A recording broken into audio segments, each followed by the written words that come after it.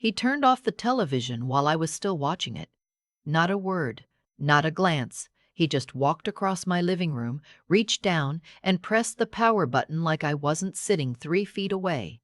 Like the chair I was sitting in wasn't the same chair I'd had for 19 years. Like the house around us didn't have my name on the deed. I sat there for a moment in the sudden quiet. The screen had gone dark. Outside, the sun was finishing its business with the day, pulling the last of the light behind the tree line. I remember thinking how strange it was, that kind of silence, not the comfortable kind you settle into at the end of a long afternoon. The kind that means something just shifted. "Vivian," he said. He didn't look at me when he said it. He was already moving toward the kitchen. "We're having people over on Saturday. I need you to make other arrangements." I didn't answer right away. "My name is Vivian. I'm 67 years old. I taught third grade for 31 years in the same school district where I grew up, in a small city outside Houston, Texas.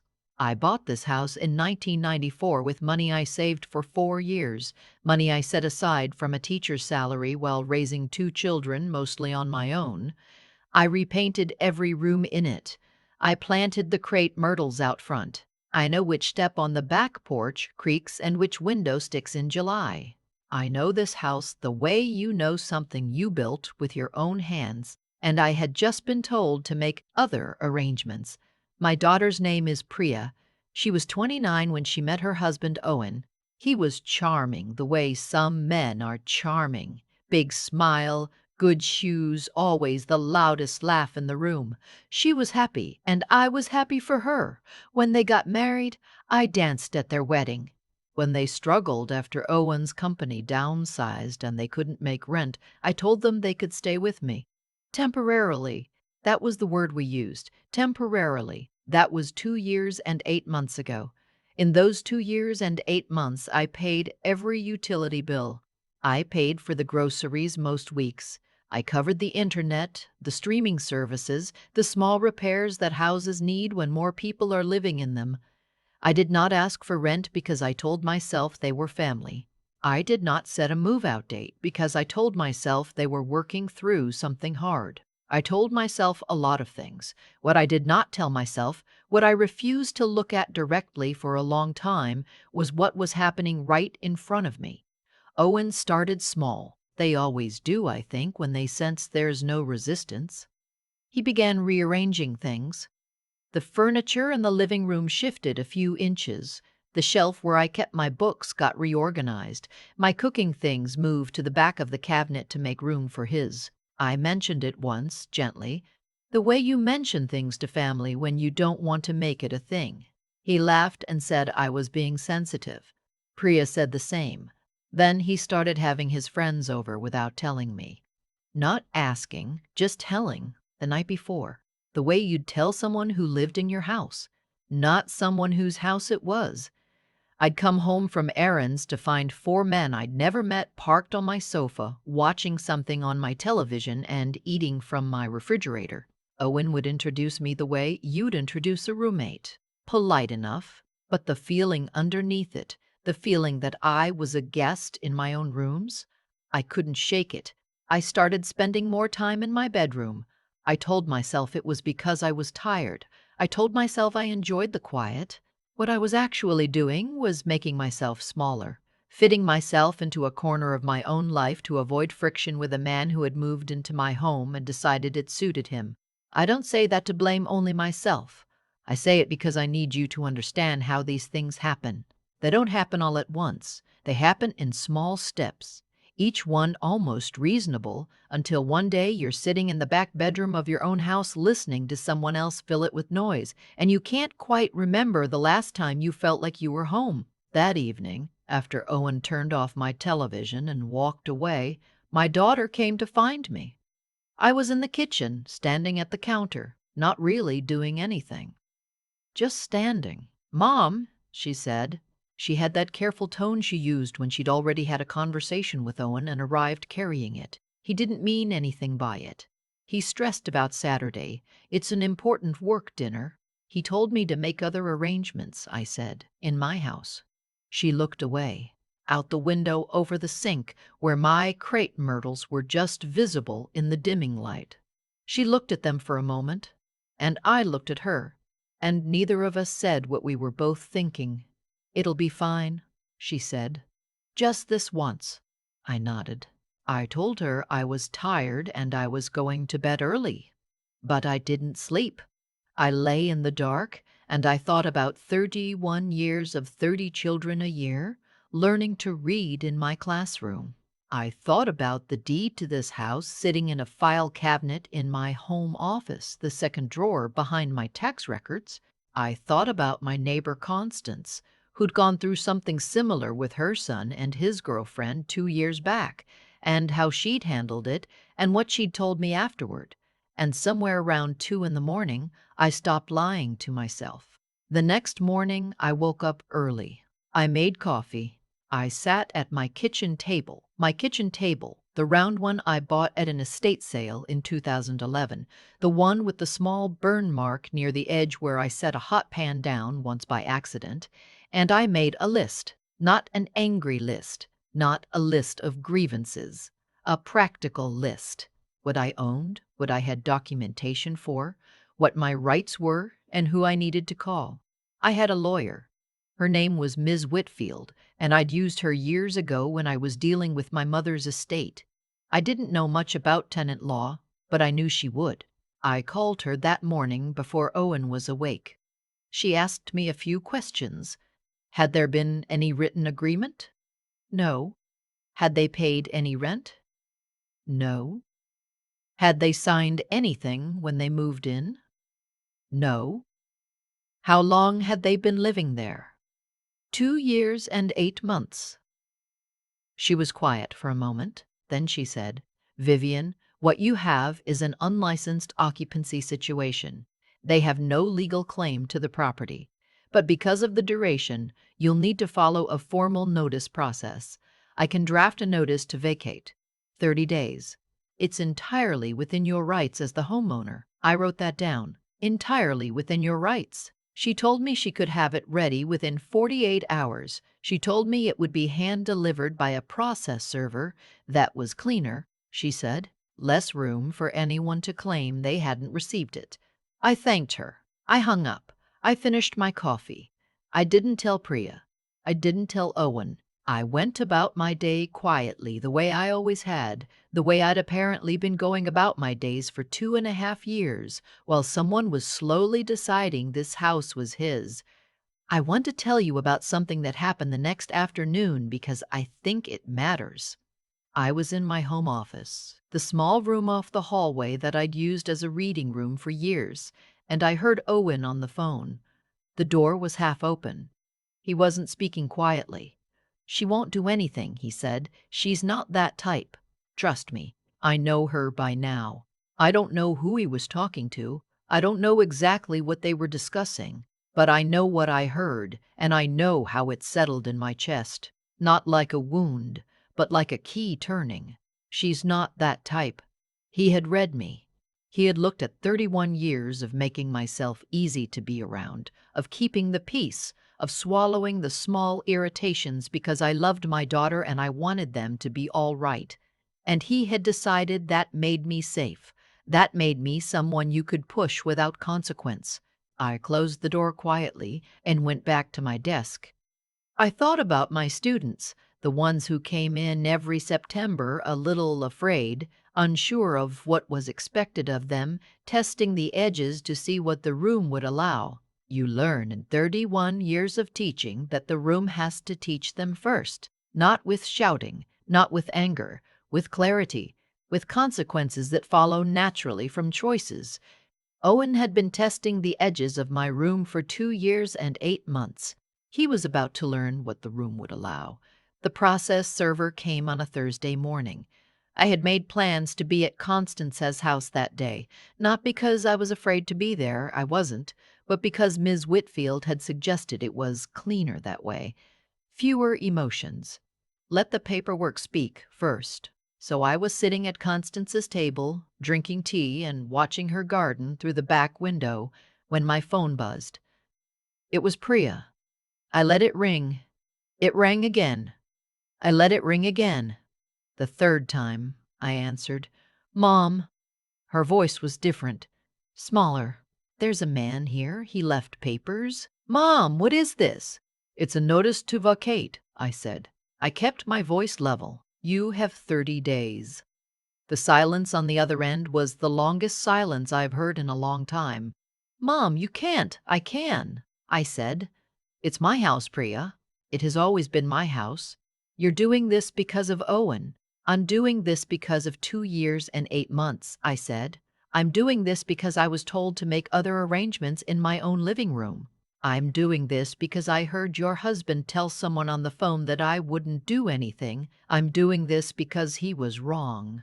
Another silence. "Where will we go?" And here is the part I want you to understand, because this is the moment I'd been dreading in some low, quiet way for a long time. The moment my daughter asked me where they would go. The moment I became, in her question, the one responsible for the problem she and her husband had created. I had thought about this. I had thought about it at 2 in the morning. I had thought about it at Constance's kitchen table. I had thought about it every time I'd made myself small in my own hallway. "I don't know," I said, "but I know that's something the two of you need to figure out together. I love you. I will always be your mother. But this is my home, and I am not leaving it." She didn't say anything for a moment. Then she said quietly, "Okay." Just that. "Okay."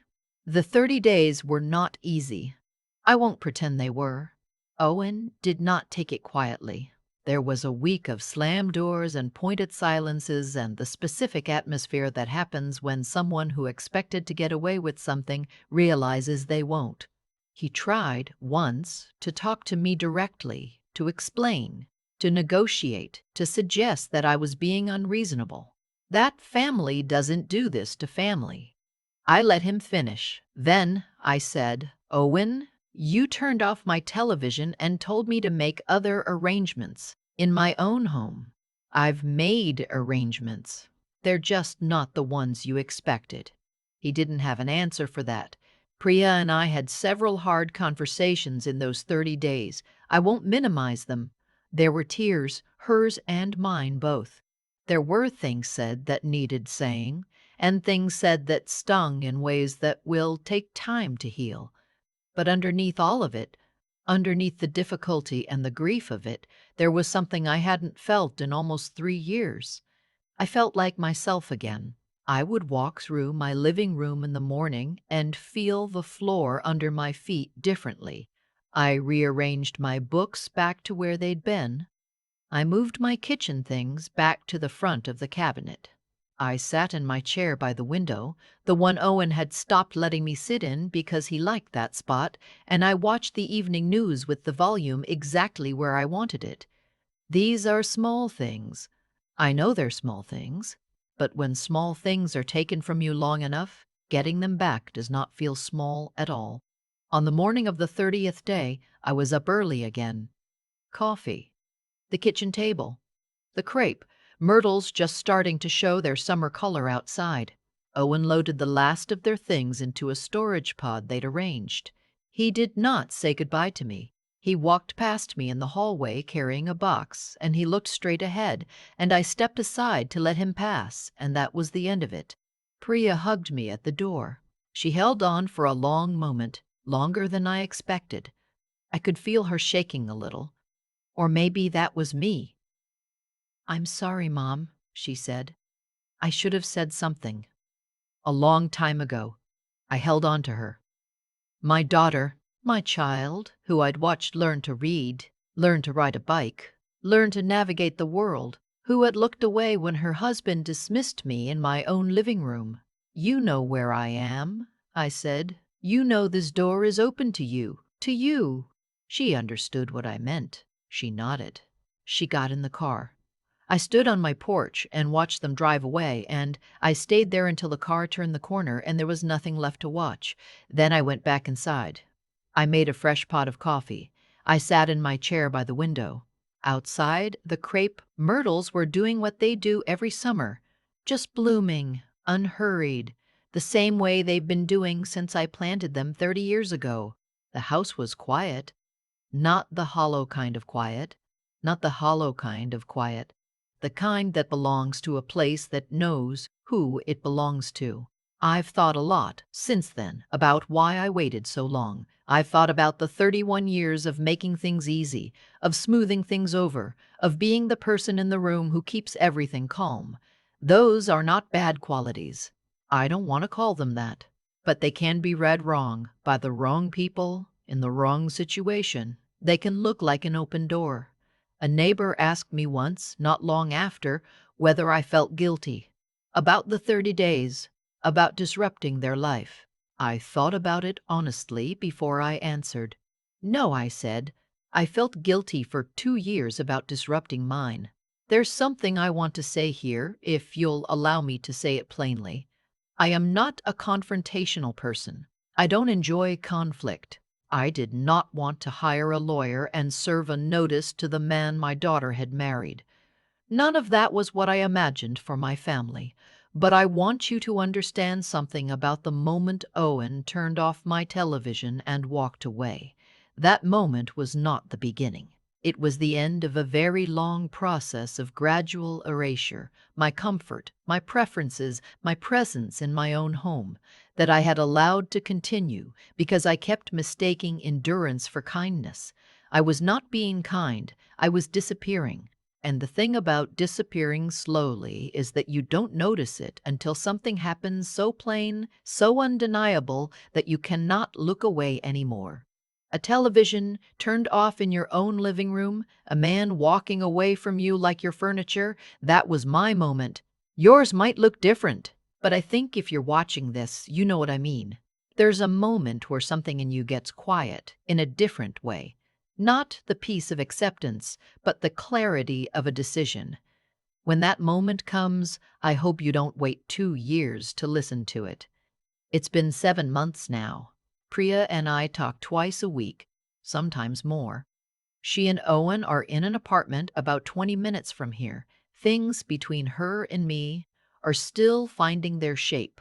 We are honest with each other in ways we perhaps weren't before, which is harder and also better. She told me recently that she'd spent those 2.5 years wanting to say something to Owen and not knowing how. I told her I understood that more than she knew. Owen and I don't have a relationship. That may change or it may not. I've made peace with either. This morning, I woke up at 6:30. I made coffee. I sat at my kitchen table, the round one with the small burn mark near the edge. I looked out at the crepe myrtles.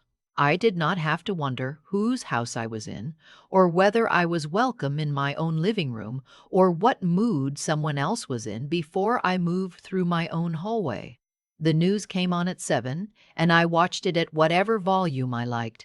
I know that sounds like nothing. It is everything. If you are living in a version of what I lived in, if you have been making yourself small in your own space, in your own life, for someone who has mistaken your patience for permission, I want you to hear this. You are not obligated to shrink. You are not obligated to endure. Your name on a deed, or your history in a place, or simply the basic dignity of being treated with respect in your own home. That is not negotiable. That is not selfish. That is yours. The law was on my side. It may be on yours too. But before the law, before the process server, before any of that, the most important moment was the one at 2 in the morning when I decided to stop pretending. That moment belongs to you. No one can hand it to you. But when it comes, take it. I've been asked, since all of this, whether I regret how long I waited, whether I wish I had done it sooner. And honestly, yes, I do. Not in a way that punishes me anymore, but in the clear-eyed way you wish you'd seen something sooner when the seeing was always available to you. What happened in my home over those 2 years and 8 months was not a mystery.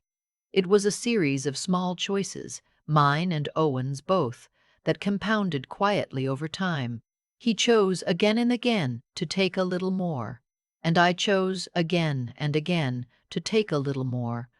And I chose again and again not to name it. I told myself it was grace. I told myself it was patience. But there's a version of patience that isn't a virtue at all. It's just fear wearing a kinder name. Fear of conflict.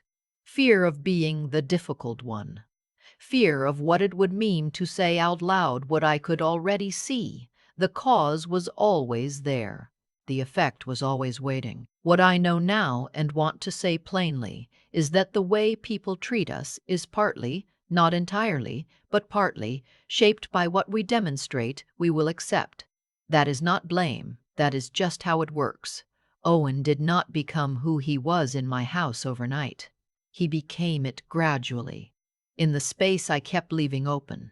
Each time I moved my things to the back of the cabinet without saying a word, each time I retreated to my bedroom to avoid friction, each time I smiled and said it's fine when it wasn't, I was teaching him something. I was teaching him that this was a room with no edges. The intelligence I needed wasn't cleverness. It wasn't knowing the law, though that helped. It was the willingness to look at what was actually happening in front of me and call it by its real name. Erasure. That's what it was. Slow, incremental, and almost comfortable until it wasn't. Wisdom, I think, is mostly just the courage to be honest with yourself a little earlier than feels safe. And the strength. The part people call resilience, though I don't love that word, it sounds like bouncing back. And I didn't bounce. I stood still and decided the strength was simply this: I had to be willing to accept a hard outcome in order to get the right one. Priya's tears, the 30 difficult days, the possibility that my daughter might not forgive me quickly. Those were real costs. I paid them. And I would pay them again, because the alternative was disappearing entirely inside a life that had stopped being mine. What happened to Owen is what happens when someone mistakes gentleness for weakness and patience for permission. He built a version of my home in his head where he was in charge, and he built it entirely out of my silence. When the silence ended, the structure collapsed. Not because I was cruel, because I was finally honest. That's the thing I want to leave you with. Not a lesson, exactly. I'm too old to think life hands out lessons cleanly. But a truth I had to earn. Your kindness is not owed to people who are using it against you. Being good is not the same as being endlessly available. And the moment you stop pretending, the 2 in the morning moment when you decide to finally see clearly, that moment is an act of integrity for yourself and honestly for everyone around you too. Vivian sat back down in her chair. The news came on. The volume was exactly right. That's enough. That really is enough.